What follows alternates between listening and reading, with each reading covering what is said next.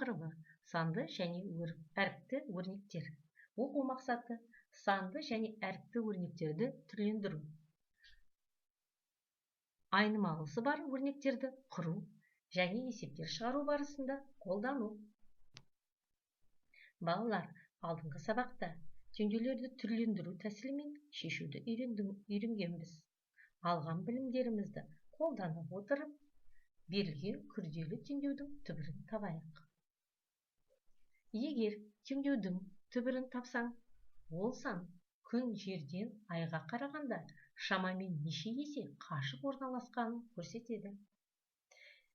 Берілген теңдеу 4000 мен 5а-ның қосындысы 3000 мен 3000-ның қосындысына тең. Күрделі теңдеуді ықшамдап жазамыз. Ол үшін теңдеудің оң жағындағы 3000 мен 3000-ның қосындысының мәнін табамыз. Ол бізде 6000-ға тең. Әрі қарай 4000 мен 5а-ның қосындысы 6000-ға тең болды. Келесі қадам белгісіз 5а қосылғышын табуымыз керек. 5а қосылғышын табу үшін қосылғыштардың мәнінен 4000-ді азайтамыз.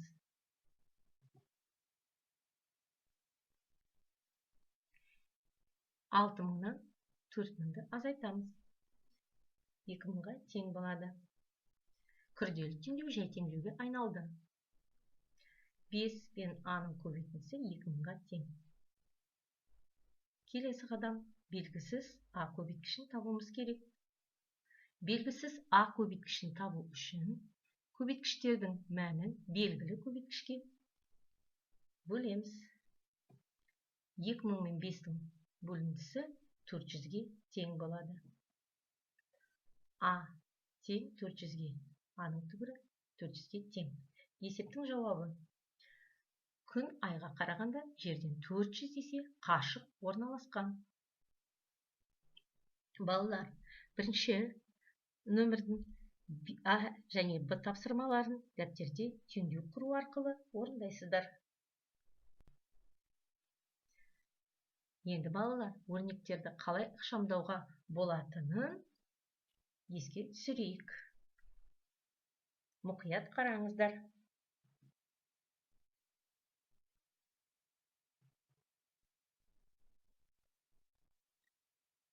Өрнектерді қалай ықшамдауға болатынын еске түсіре отырып, бүгінгі сабақта санды және әріпті өрнектерді қатысты болатынын айтқым келіп отыр. 4-ші тапсырманы орындайық. Балалар, сендер әріптердің берілген мәнінде бірнеше айнымалысы бар өрнектің мәнін таба аласыздар. Өрнектерді түрлендір және әріптердің берілген мәнінде өрнектердің мәнін тап. Берілген өрнек 234 пен 124-дің қосындысын А-ға көбейтіп, 237 мен С-дің көбейтіндісін қос. Өрнекті ықшамдап жазамыз. Жақшаның ішіндегі 234 пен 124-дің қосындысын табамыз. Ол 358-ге тең. 358 пен А-ның көбейтісіне 237 мен С-ның көбейтісін қосамыз. Әрі қарай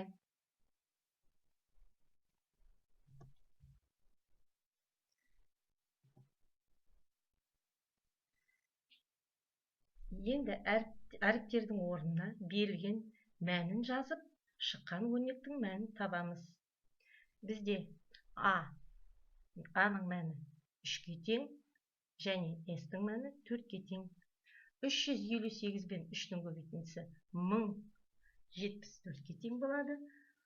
237 мен 4-дің көбейтіндісі 948-ге тең болады. 1074 пен 948-дің қосындысы 2022-ге тең. Екінші өрнек. 569 бен В-ның көбейтіндісіне 69 мен 77-нің қосындысын d-ға көбейтіп қос түріндегі өрнек берілген. Жақша ішіндегі 69 мен 77 сандарының қосындысын тауып ықшамдап жазамыз.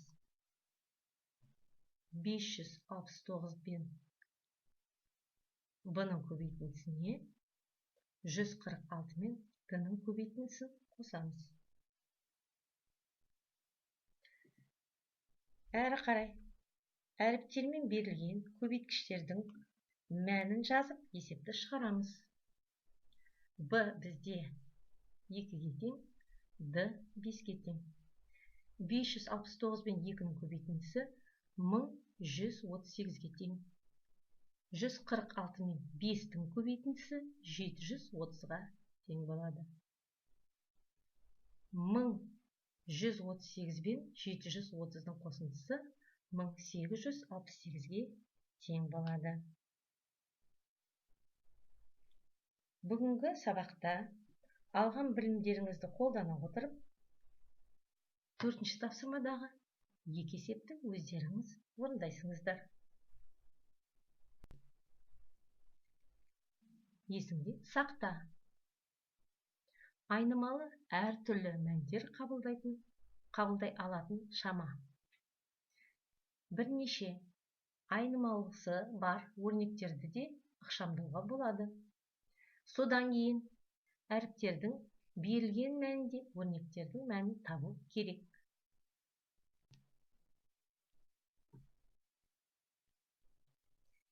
Бесінші тапсырма.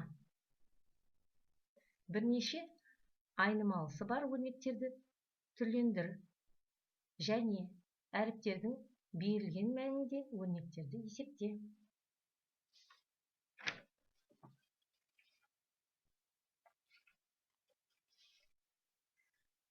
Жеті жүз он жеті мен b-ның көбейтіндісіне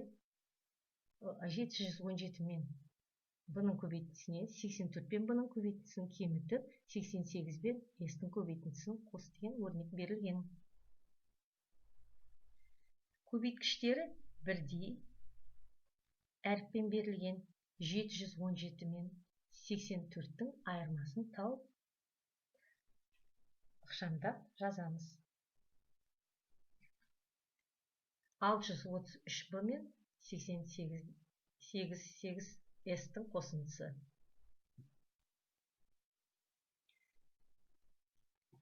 Әрі қарай әріппен берілген көбейткіштердің орнына мәнін жазып есепті шығарамыз. Бұл жерде b 2-ге тең, s 5-ге тең. 633 пен 2-ның көбейтіндісі 1266-ға тең болады. 88 бен 5-ның көбейтіндісі 440-ға тең болады. 1266 мен 440-тың қосындысы 1706-ға тең болады.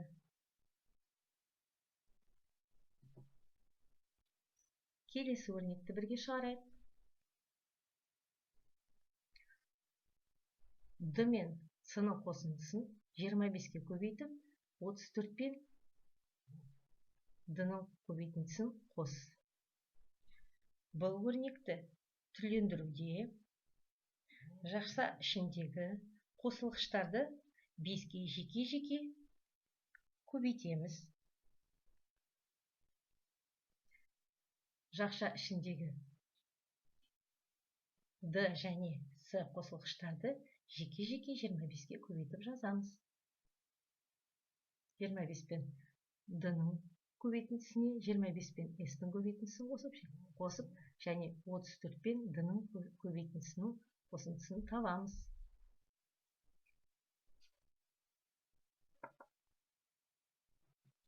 Әрі қарай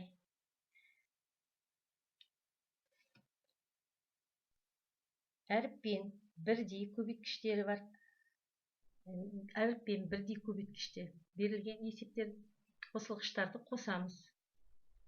Бұл жерде 25 мен 34-тің қосындысын табамыз. Олардың мәні 59-ға тең. Ықшамдап жазамыз. 59 пен d-ның көбейтіндісіне 25 пен s-ның көбейтіндісін қосамыз.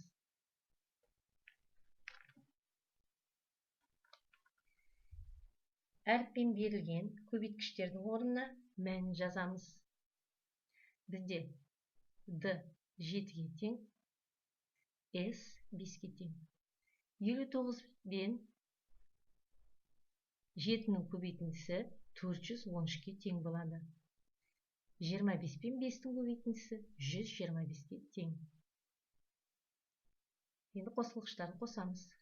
413 пен 125-дің қосындысы 538-ге тең.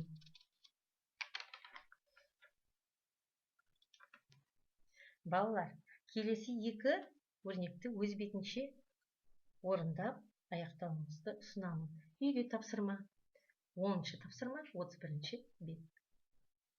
Сабақ аяқталды. Сау болыңыздар.